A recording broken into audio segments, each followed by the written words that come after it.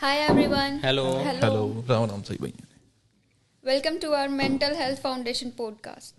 I am Khushi and I am here with Varun, Inder, Jaskiran and Chaitanya.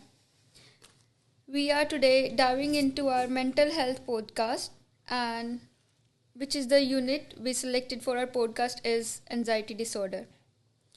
Throughout this unit we explored a variety of course materials, textbook chapters, our PowerPoint slides, a lived experience video also and a documentary style clip that explained the neurological roots of anxiety.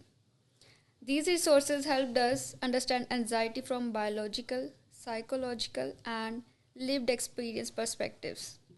Yeah, in this podcast, we will sharing our personal reflective also, and we what stood out of us and what challenges we face, and how the content make feel emotional.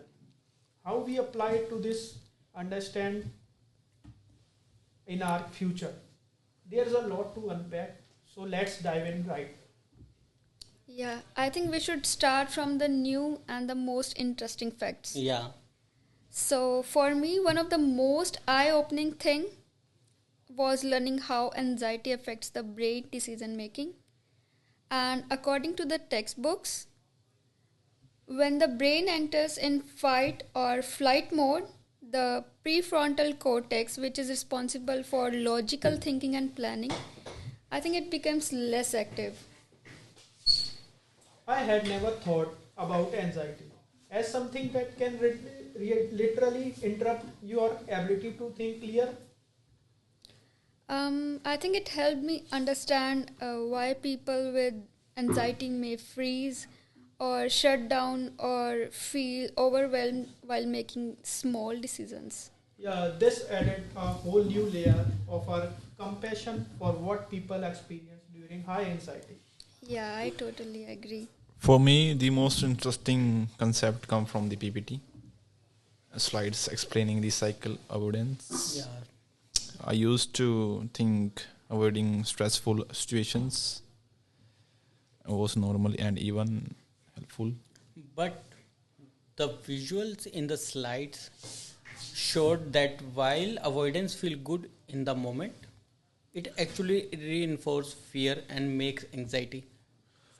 Understanding this made me see like what's going on in our like community, and the thing is that But what really caught my attention was the video about panic attacks.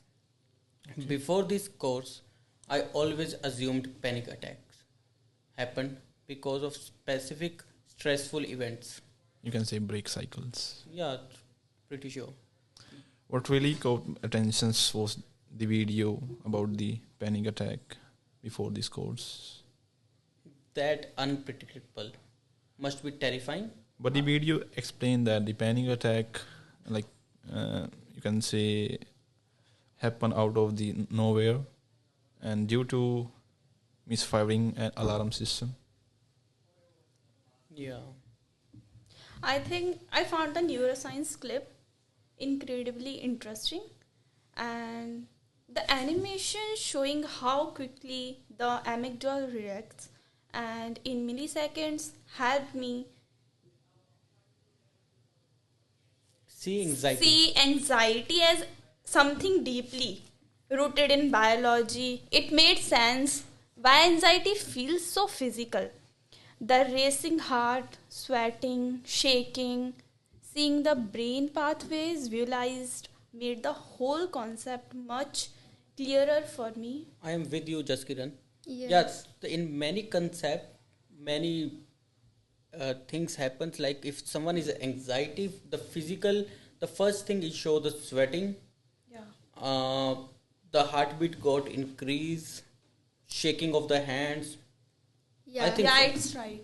The same thing with me, like I'm having fear of stage, and whenever I try to go on stage and speak something, I had anxiety. Like I start shaking, my body starts shivering and sweating and all. Yeah. And the reading also explained that the anxiety disorder often runs in families, not because people copy each other, but because of shared genes, biological vulnerabilities, And understanding this helped break the stereotype that anxiety is someone being weak or overly sensitive. It reinforced that anxiety is a real health condition and biologically roots. I'm with you. I think this is all for our interesting facts, and now we should move to some emotional reactions also. Maybe it's a very important thing. Like we have to discuss emotional reactions. Yeah, it's right. Actually, the lived experience video really stayed with me emotionally. Hearing someone describe how anxiety impacted their friendship, confidence, and day-to-day to life, like made me feel so real and human. And it reminded me that behind the symptoms are real people trying their the best every day. My emotional reactions came from reading about panic disorders, knowing like some person with experience panic attacks, and I realized little I understood before that. Descriptions of a feeling like you are having a heart attack. It's happened sometime. Yeah, the TD's style video also fear response actually made me feel anxious while watching it. Yeah. As the speaker described rapid breathing and heart pounding, I noticed my own body reacting. That experience helped me understand the power of imagination in triggering anxiety, and it made me more empathic towards. But And for me, I think the stigma section was the frustrating. Statements like you are overreacting or you just relax or anything like that can be so invalidating. Like if we are in anxiety, these statements are not valid, I think. yeah, Learning about the science and behind anxiety made it clear how we can understand it in a short but for way. me, Yeah. the section about anxiety in children was the most emotional. Yeah. Yeah, the most emotional because children don't always have the word to express what they are feeling. So adult may misinterpret. What about you? Yeah, right. It's right. They Like misconstruct it came their from behavior fears. and like disorders of mood lines. But it also made me realize how it important it to listen to children carefully and not dismiss their emotions. Most challenging material is like I found it challenge to tell the difference between the various anxiety disorders. You can say, Jason. Yeah, like I found it challenging because many of them share symptoms like worry, fear, and physical activation. It took time to understand what makes panic attack and different from generalized anxiety disorder, or how a phobia differs from social anxiety. The overlap made the stress section but tricky. Exposure, Yeah, for you can. yeah. But for me, exposure therapy was challenging. The idea of encouraging someone to face their fear seems intense. What about you? The idea of encouraging someone to face their fears sense intense. It took time to understand the experience, empowering the situation. As per my Yeah, perspective, it's not cruel, but the clients control the piece also. Yeah. the reading on children like anxiety were hard to go through.